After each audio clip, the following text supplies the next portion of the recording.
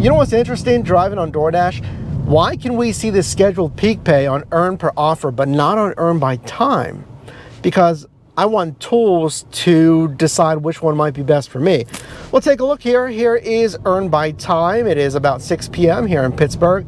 And here's earn per offer, but I'd like to see ahead of time scheduled peak pay on earn by time. But anyway, I'm driving on that earn by time. I asked you what kind of side hustle shift you want to see here. We're a team. Thanks for voting there. And if not, make sure to subscribe. Check out that community tab. Once. Only declining once per hour on DoorDash is pretty crazy, because think about priority access. Priority access, you need to take at least 50 or 70% of orders. So now, in essence, it's a 90% acceptance rate, declining once per hour. So, right in the heart of dinner rush. Let's see. I'm gonna take it. I'm just gonna go for at least like hour and a half, 2 hours here. Only declining once. Is it gonna be a bomb? Also on my only second ever earn by time shift. Let's find out. Now remember, when going online, as soon as you go online, those are business miles. So I just reset my trip odometer. You want to have that record from online until offline. Now, if you go offline at another point, if you go take a bathroom break, if you go get food, then that time from online until offline, document those miles. If you go back online for the day, again, reset that trip odometer so you can record those miles. Highly recommend use something to document business miles. You need to have something that's organized, so come tax time, you have everything ideally in one place. You're not hunting around for your records. We have an earnings tracking spreadsheet. It's at yourdriverformiles.com. I recommend getting a copy. You punch in, I did this app for today. I did these hours, I did these miles. Here's what I made, and it auto calculates also trend analysis for you as well as record keeping. So it's one organized spreadsheet. Imagine you did Walmart, Spark, Instacart, I did Uber, I did DoorDash. You're just punching it in, again, after your day there. And then come tax time, you just sort that spreadsheet column by name, and then boom, there's all my Walmart, Spark. There's all my DoorDash, and it'll have all the mileage, etc. All right, you can subtract like 5 minutes, because yes, I have a waist full of Subway here, haven't eaten.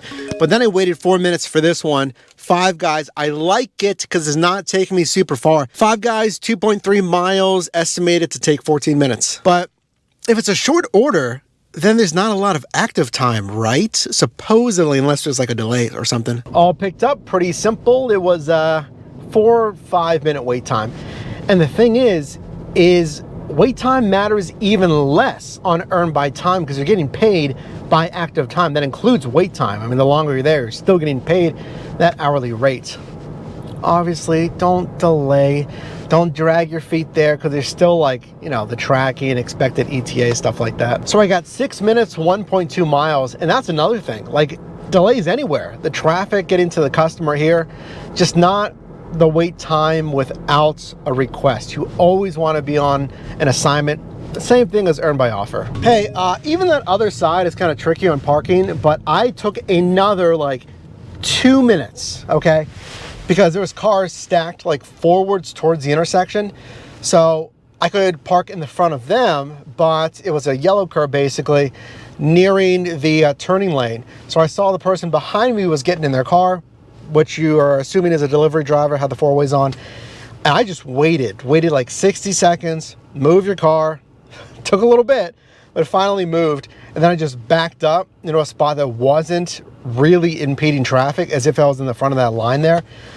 And then when I went to leave, someone like cut in front of plenty of spots and then stopped basically in the turning lane, put the four ways on. What are you doing? Don't do that. Because I'll tell you this, 100%, you can't always park perfectly, if you catch my drift, but don't make it super obvious and park in the middle of the turning lane. I'm leaving the gas station, and I'm really wondering, folks, what is the ideal scenario for earn by time?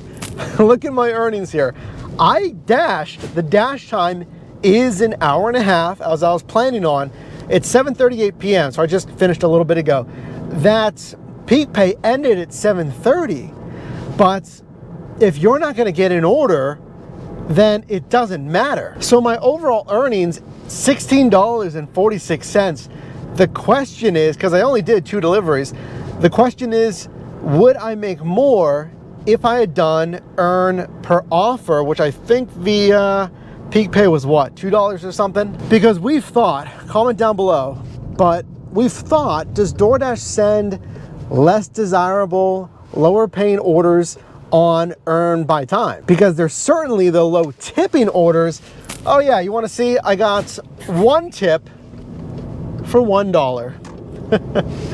A single dollar on the 1 out of 2 tips that I received. Remember, tips for a fact will be lower per DoorDash on earn by time. So business miles was 8.7. I mean, again, you're gonna see, look, pay attention to this. Look at the imbalance of the pay per mile and the pay per hour. All the pay per mile tells you is that you are efficient. You didn't drive around waiting for requests. You waited in a power strip. You got a decently paying order. And then the pay per hour really dictates the volume. So how many of these ideally good paying orders did you get? Because you need at least 2 or 3 per hour to equal what? 18, 20, ideally $25 plus per hour. I guess, again, earn by time pays for time. So it's better if you think, I think this might be the takeaway, if you think your shift is gonna have more delays, if it's a rush hour, if you know you're gonna be sitting in traffic, if you anticipate like, well, this area has a lot of bad restaurants, there's gonna be longer wait times, because you're getting paid for that. Versus earn per offer is when the strategy is, how many can I do per hour combined, I mean, both of these, with good peak pay, and there's gonna be normal tips, you know, and combined if you happen to have Top Dash or if you happen to have priority access. Because you're taking a hit on the tips on earn by time, but then you have some guarantee of pay getting paid for the active time. You know what's tricky? I'm still not set on a verdict for when to use and how to use earn by time.